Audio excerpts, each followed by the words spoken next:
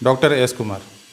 Doctor साहब, जैसे कई पेशेंट जो हैं डायबिटिक हैं, उनको डायबिटीज़ की बीमारी है और छठ व्रत में जैसा कि हम लोग जानते हैं कि उपवास करना पड़ता है, तो उनको किस तरह की सावधानी बरतना चाहिए? सबसे पहले तो मैं एमएमजीयू हॉस्पिटल एंड रिसर्च सेंटर की तरफ से सभी छठ व्रतियों एवं बाकी जनता को छठ पूजा की हार्दिक शुभकामनाएं देना चाहता हूं।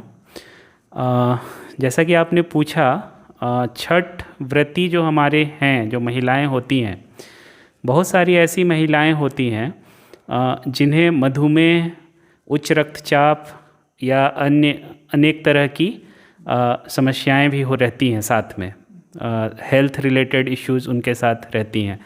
तो आज हम विशेषकर ये बात करेंगे कि छठ के व्रत के साथ मधुमेह रोगी जो होते हैं, जिनको मधुमेह की समस्या है या जिसको हम लोग डायबिटीज़ कहते हैं, डायबिटीज़ की समस्या है, तो उस तरह के जो रोगी हैं, उस तरह की जो व्रती होती हैं, उनको क्या क्या सावधानियां बरतनी चाहिए।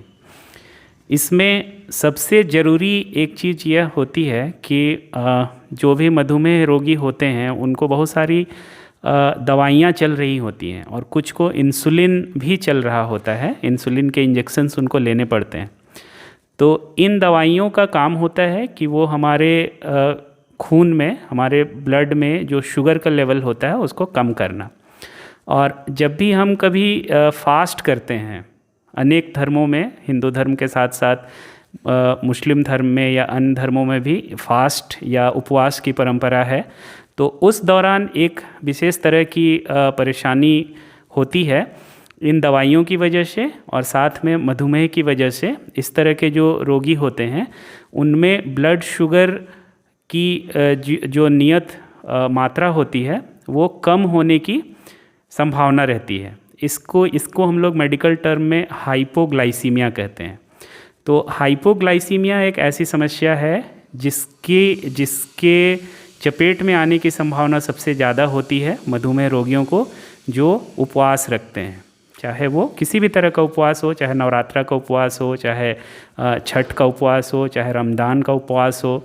इस तरह के उपवास के समय में हाइपोग्लाइसीमिया एक समस्या होती है जो कि उपवास करने वाले लोगों को या उस तरह के रोगियों में ये समस्या पाई जाती है। तो इसके लिए हमें कुछ सावधानियां बरतनी हैं और उसमें हमें जो सबसे पहला काम ये करना है कि अपने दवाइयों को अपने डॉक्टर के परामर्श से उनको थोड़ा सा एडजस्ट करने की आवश्यकता होती है।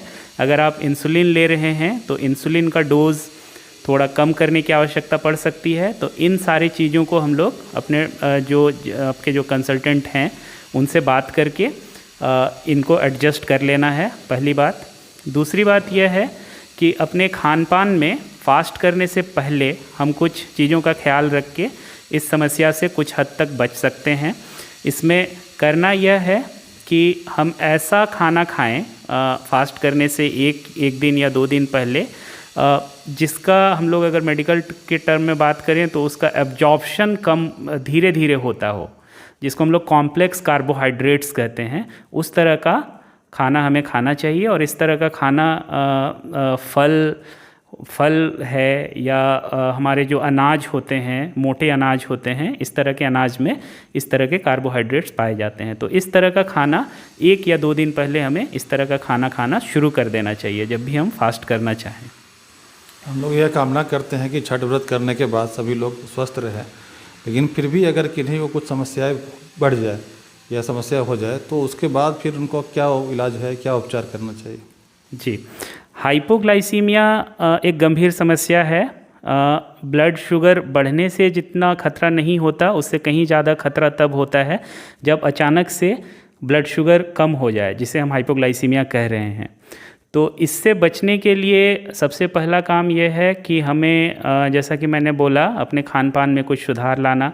दूसरा, अपने ब्लड शुगर को आजकल हर घर में ग्लूकोमीटर अवेलेबल होते हैं। वो ग्लूकोमीटर से हर 8 घंटे पर अपने ब्लड शुगर की जांच करते रहना है जब तक वो फास्ट कर रहे हैं। और अगर एक नियत जो उसका जो वैल्यू है उससे कम अगर वो हो जाए, या हाइपोग्लाइसीमिया की अगर सिम्टम्स आने लगे, उनके सिम्टम्स होते हैं अचानक से घबराहट होना, पसीना आना, बेचैनी महसूस होना, इस तरह की समस्याएं अगर वो महसूस कर रही हैं छठ व्रतियाँ, तो उनको तुरंत से सावधान हो जाना है।